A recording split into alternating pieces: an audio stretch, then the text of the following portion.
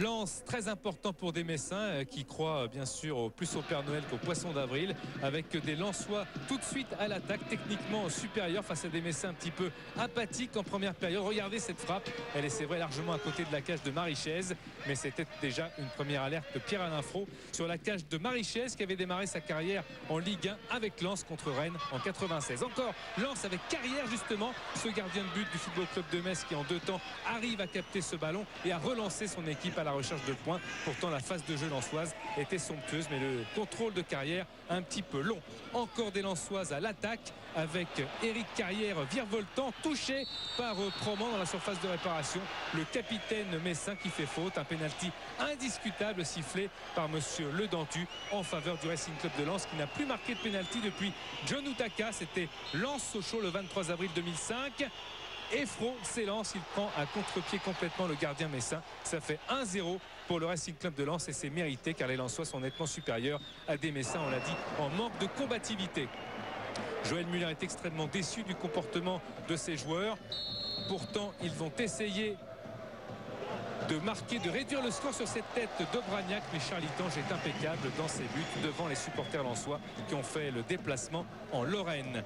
La Lorraine, c'est là où Lens s'est imposé il y a quelques semaines avant de s'imposer au Parc des Princes 4-3. Un coup franc pour des Lensois en deuxième période, frappé et tiré sur la tête de Koulibaly qui n'a pas cadré. Metz maintenant un autre visage avec des Messins extrêmement combatifs, avec Wada et Assoué Koto qui en viennent aux mains. La faute d'Assoué Koto est indiscutable sur Nasser Wada, le stratège messin. Virevoltant ce soir, regardez la faute d'Assoué Koto qui perd complètement ses nerfs face à Wada.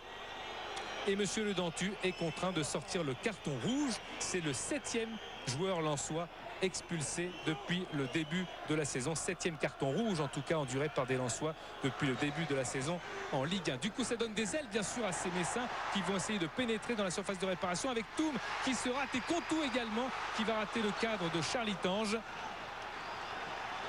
Contou qui est rentré, Youla est là, Gay également, Toum, Joël Muller a fait rentrer tous ses atouts offensifs, le centre pour la tête de Toum, Contou encore en déviation et en pivot, la frappe de Djiba, il préfère écarter sur Mioubi, Mioubi qui va frapper du droit et c'est Itange qui sort ce ballon.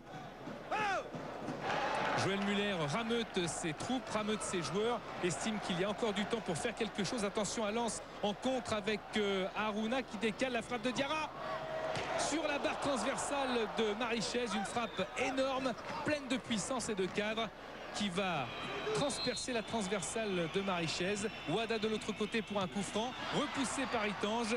Pas de chance pour des Messins qui restent sur une défaite à domicile face à Rennes. Et c'est la défaite qui se profile à l'horizon alors que leurs 3 points glanés en Corse seront inutiles s'ils perdent. Mais ce n'est pas terminé avec Gay. La frappe encore, c'est contré. Il y a Toum, ça passe entre les jambes et ça va friser le poteau d'un Charlie Tange qui était battu.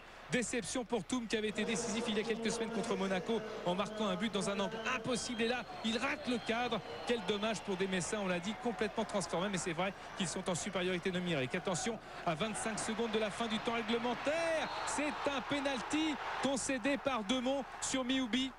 La joie des Messins, regardez. Et attention à Proman qui avait marqué contre Toulouse. Joël Muller ne regarde pas et Proman, regardez, il tange. Il s'est bien détendu, il est parti du bon côté. Et Proman rate un pénalty. Il avait marqué un pénalty contre Toulouse et Charlie Tange avait repoussé un pénalty face à Morera, même si Mansari avait marqué. Charlie Tange est le grand vainqueur de ce duel dans le temps additionnel. Lens l'emporte sur le score de 1-0. La déception de Nasser Wada. Abattu, non, c'est vrai, c'est une grosse désillusion par rapport à la deuxième mi-temps qu'on a fournie. Et surtout ce pénalty loupé dans les arrêts de jeu. Je pense que dans la situation où on est, et surtout en fin de championnat comme ça, un point c'est un point et les points sont bons à prendre, même